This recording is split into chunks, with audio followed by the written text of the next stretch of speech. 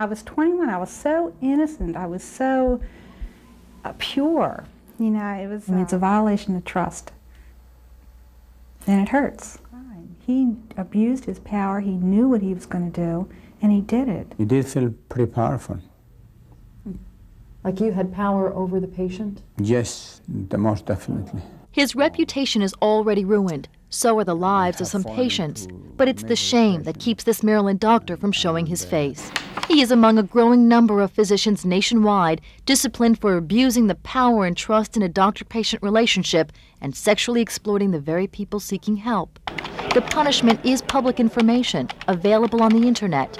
But a recent health study by Public Citizen says a considerable number of doctors are never caught. For Sherry, it was her psychiatrist who easily won her trust. He was really a master at manipulating, and all the talk was sexual. Already confused, Sherry is sent into a tailspin. Then he'd kiss me and kiss me on the lips, and how does that make you feel? I told him, it really makes me feel bad, confused, upset. Well, that's okay because you're taking risk, and you're supposed to be feeling that. Let's keep going. This is great. And after we had sex, I broke down. I started screaming at the top of my lungs. He jumped on top of me on the sofa, held me down with his knees on my arms, and had his hands over my mouth, and he wouldn't let me get up. Patients who are victimized by their physicians are devastated by it. Dr. Cheryl Winchell disciplines doctors in Maryland as a member of the Board of Physicians Quality Assurance. A lot of times they just don't get it, and they don't understand why we're investigating them and why is it our business. In the past, doctors often admitted fault and even asked the board for help. But nowadays, the board says doctors are very quick to deny the charges because they know if they are disciplined, not only will they lose some patients, but they'll also lose all of their managed care contracts. And for most, that means bankruptcy. I have been completely aware that I was doing wrong, but I couldn't stop. Did it happen in your office? Once, yes.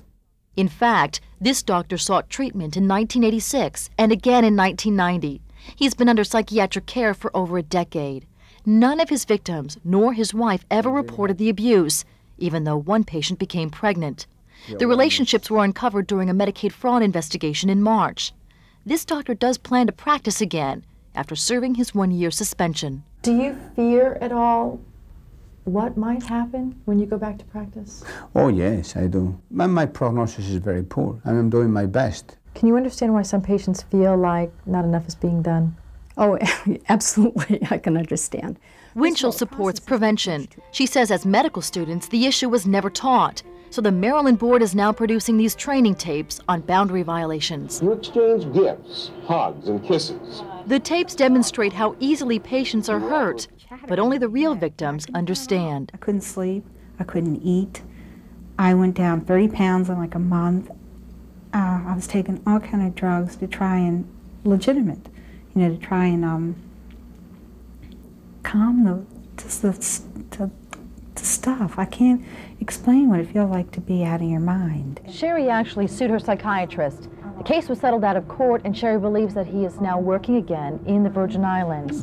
As for this doctor that we spoke to, he says he has no plans to answer his patients honestly about why he was suspended. So all physicians want to keep it low-key, hidden, because the degree of stigma is so tremendous, and shame is so big that everybody wants to hide it.